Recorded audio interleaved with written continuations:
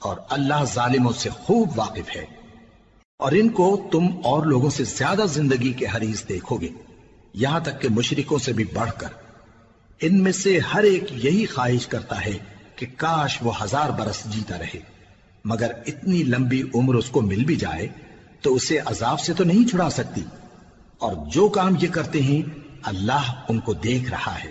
کہہ دو کہ جو شخص جبرائیل کا دشمن ہو اس کو غصے میں مر جانا چاہیے، کیونکہ اس نے تو یہ کتاب اللہ کے حکم سے تمہارے دل پر نازل کی ہے، جو پہلی کتابوں کی تصدیق کرتی ہے اور ایمان والوں کے لیے ہدایت اور بشارت ہے۔ جو شخص اللہ کا اور اس کے فرشتوں کا اور اس کے پیغمبروں کا اور جبرائیل اور میکائیل کا دشمن ہو تو ایسے کافروں کا اللہ دشمن ہے۔ اور ہم نے تمہارے پاس سلجھی ہوئی آیتیں ارسال فرمائی ہیں، اور ان سے انکار وہی کرتے ہیں جو بد کردار ہیں۔ ان لوگوں نے جب جب اللہ سے کوئی عہد کیا تو ان میں سے ایک فریق نے اس کو کسی چیز کی طرح پھینک دیا۔ حقیقت یہ ہے کہ ان میں اکثر بے ایمان ہیں۔ اور جب ان کے پاس اللہ کی طرف سے پیغمبر آخر الزمان صلی اللہ علیہ وآلہ وسلم آئے اور وہ ان کی آسمانی کتاب کی تصدیق بھی کرتے ہیں، تو جن لوگوں کو کتاب دی گئی تھی ان میں سے ایک جماعت نے اللہ کی کتاب کو پیٹ پیچھے پھینک دیا، گویا وہ جانتے ہی نہیں، اور ان چیزوں کے پیچھے لگ گئے جو سلیمان کے عہد سلطنت میں شیاطین پڑھا کرتے تھے۔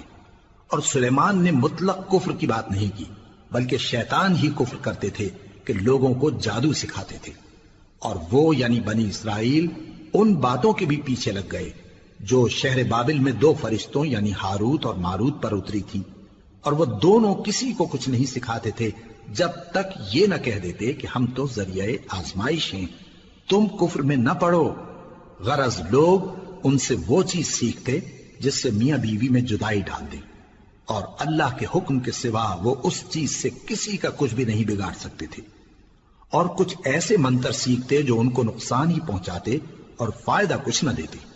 اور وہ جانتے تھے کہ جو شخص ایسی چیزوں یعنی سحر اور منتر وغیرہ کا خریدار ہوگا اس کا آخرت میں کچھ حصہ نہیں، اور جس چیز کے عوض انہوں نے اپنی جانوں کو بیچ ڈالا وہ بری تھی۔ کیا اچھا ہوتا جو وہ اس بات کو جانتے، اور اگر وہ ایمان لاتے اور پرہیزگاری کرتے تو اللہ کے ہاں سے بہت اچھا صلہ ملتا۔ کیا اچھا ہوتا جو وہ اس سے واقف ہوتے۔ اے اہل ایمان، گفتگو کے وقت پیغمبر صلی اللہ علیہ وآلہ وسلم سے راعنا نہ کہا کرو، انظرنا کہا کرو، اور خوب سن رکھو، اور کافروں کے لیے دکھ دینے والا عذاب ہے۔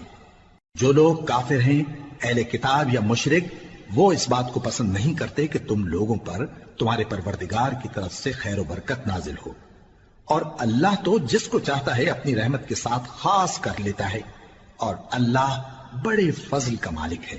ہم جس آیت کو منسوخ کر دیتے یا اسے فراموش کرا دیتے ہیں تو اس سے بہتر یا ویسی ہی اور آیت بھیج دیتی ہیں۔ کیا تم نہیں جانتے کہ اللہ ہر بات پر قادر ہے؟ کیا تمہیں معلوم نہیں کہ آسمانوں اور زمین کی سلطنت اللہ ہی کی ہے، اور اللہ کے سوا تمہارا کوئی دوست اور مددگار نہیں؟ مسلمانوں، کیا تم یہ چاہتے ہو کہ اپنے پیغمبر صلی اللہ علیہ وآلہ وسلم سے اسی طرح کے سوال کرو جس طرح کے سوال پہلے موسیٰ سے کیے گئے تھے؟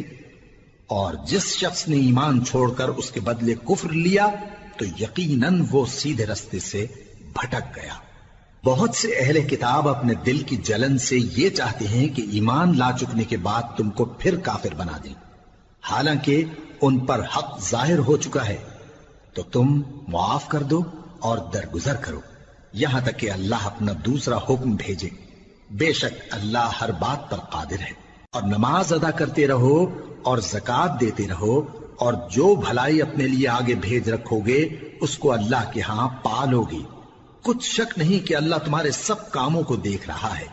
اور یہودی اور عیسائی کہتے ہیں کہ یہودیوں اور عیسائیوں کے سوا کوئی بہشت میں نہیں جانے کا۔ یہ ان لوگوں کے خیالات باطل ہیں۔ اے پیغمبر، ان سے کہہ دو کہ اگر سچے ہو تو دلیل پیش کرو۔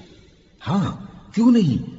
جو شخص اللہ کے آگے گردن جھکا دے یعنی ایمان لے آئے اور وہ نیکوکار بھی ہو تو اس کا صلہ اس کے پروردگار کے پاس ہے۔ اور ایسے لوگوں کو قیامت کے دن نہ کسی طرح کا خوف ہوگا اور نہ وہ غمناک ہوں گے۔ اور یہودی کہتے ہیں کہ عیسائی رستے پر نہیں، اور عیسائی کہتے ہیں کہ یہودی رستے پر نہیں۔ حالانکہ وہ کتاب الہی پڑھتے ہیں۔ اسی طرح بالکل انہی کسی بات وہ لوگ کہتے ہیں جو کچھ نہیں جانتے، یعنی مشرک۔ تو جس بات میں یہ لوگ اختلاف کر رہے ہیں، اللہ قیامت کے دن اس کا ان میں فیصلہ کر دے گا۔ اور اس سے بڑھ کر ظالم کون جو اللہ کی مسجدوں میں اللہ کے نام کا ذکر کیے جانے کو منع کرے اور ان کی ویرانی کے لیے کوشش کرے۔ ان لوگوں کو کچھ حق نہیں کہ ان مسجدوں میں داخل ہوں مگر ڈرتے ہوئے۔